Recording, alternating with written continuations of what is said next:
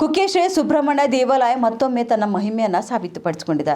2025ರಿಂದ 26ನೇ ಆರ್ಥಿಕ ವರ್ಷದಲ್ಲಿ ದೇವಳವು ದಾಖಲೆಯ 167.89 ಕೋಟಿ ರೂಪಾಯಿ ಆದಾಯ ಗಳಿಸಿ ರಾಜ್ಯದ ಮುಜರಾಯಿ ಇಲಾಖೆ ಅಧೀನದ ದೇವಸ್ಥಾನಗಳಲ್ಲಿ ಸತತ 15ನೇ ವರ್ಷವೂ ಕೂಡ ಅಗ್ರಸ್ಥಾನ ಕಾಯ್ದುಕೊಂಡಿದೆ.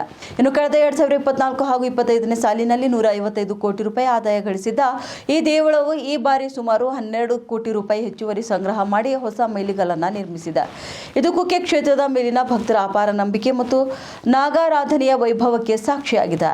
ಹುಂಡಿಯಿಂದಲೇ ಸುಮಾರು 24.69 ಕೋಟಿ ರೂಪಾಯಿ, ಅನ್ನ ಸಂತರ್ಪಣೆ ನಿಧಿಯಿಂದ ಕೂಡ 9.14 ಕೋಟಿ ರೂಪಾಯಿ, ಇನ್ನು ಛತ್ರ ಸಂರಕ್ಷಣಾ ವತಿಯಿಂದ 6.93 ಕೋಟಿ ರೂಪಾಯಿ, ಶಾಶ್ವತ ಸೇವಾ ಮೂಲಧನದಿಂದ 2.56 ಕೋಟಿ ರೂಪಾಯಿ, ಕಟ್ಟಡ ಮತ್ತು ಅಂಗಡಿ ಬಾಡಿಗೆಯಿಂದ ಲಕ್ಷಾಂತರ ರೂಪಾಯಿ ಆದಾಯ ದಾಖಲಾಗಿದೆ.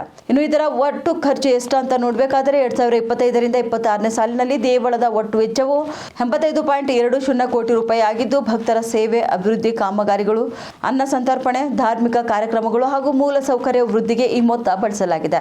19 ಕೋಟಿಯಿಂದ 167 ಕೋಟಿವರೆಗೆ 2006ರಿಂದ 7ರಲ್ಲಿ ಕೇವಲ 19.76 ಕೋಟಿ ರೂಪಾಯಿ ಆದಾಯ ಹೊಂದಿದ್ದ ಕುಕ್ಕೆ ದೇವಳವು ವರ್ಷದಿಂದ ವರ್ಷಕ್ಕೆ ಭಕ್ತರ ಸಂಖ್ಯೆ ಮತ್ತು ಸೇವೆಗಳ ವೃದ್ಧಿಯಿಂದ ಇಂದು 167 ಕೋಟಿಗೂ ಅಧಿಕ ಆದಾಯದ ಮಹಾಕ್ಷೇತ್ರವಾಗಿ ಬೆಳೆದು ನಿಂತಿದೆ.